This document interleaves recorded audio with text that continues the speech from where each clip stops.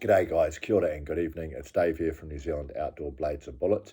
I'm going to do a video on a world famous and very popular hunting cartridge called the 375 H&H Magnum.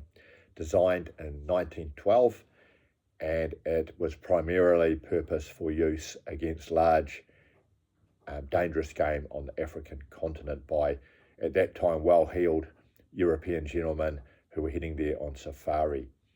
It is still very popular in Africa today, and for a time, possibly still now, was considered by some to be an excellent all-round big and large dangerous game cartridge in that continent.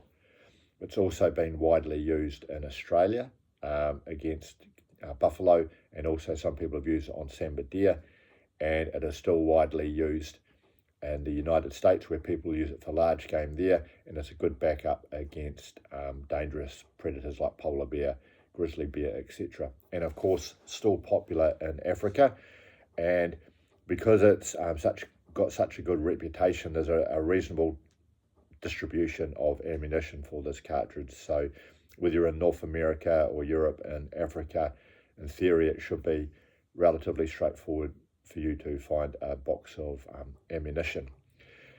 The North Americans in particular have liked this cartridge, and it was regarded by some for a while there as being the cartridge of choice for many guides in Alaska as a backup rifle if they came across a large predator like a polar bear or a grizzly bear, and it's still in use today around the world.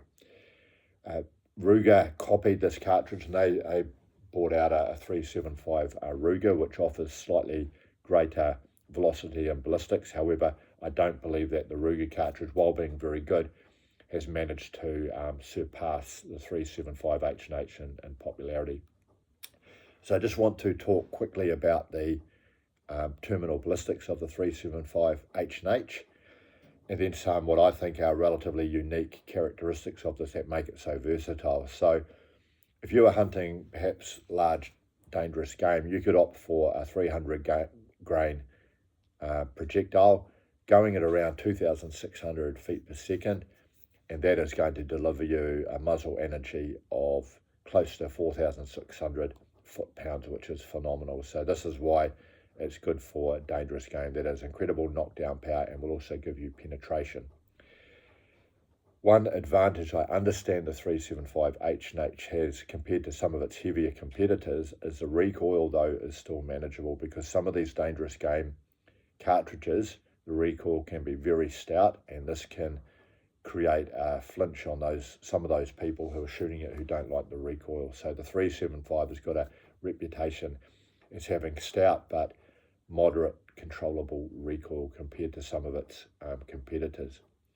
Another interesting factor about it is, particularly when you go in the lighter weight bullets, it's still got a reasonably flat trajectory. So I'll just give you an example of this. So a Hornady 270 grain projectile has advertised muzzle velocity of 2,800 feet per second and delivering a whopping 4,700 foot-pounds at the muzzle. Zeroed at 100 meters, remember this is just 100 meters, it's 4 inches low at 200 and 14 inches low at 300.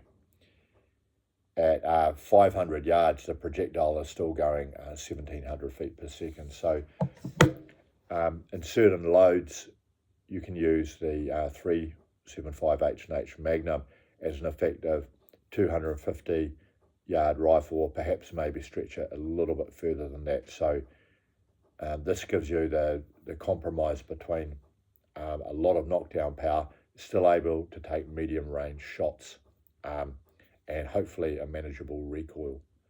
So yep, it's been around for over 100 years, and it's probably going to be around for a little while longer. So hey, I would love to hear from you, particularly any of you guys who owned, have fired, any experience with the 375 H&H Magnum. If you got this far, thank you for watching, and I hope you have a fantastic evening. Cheers.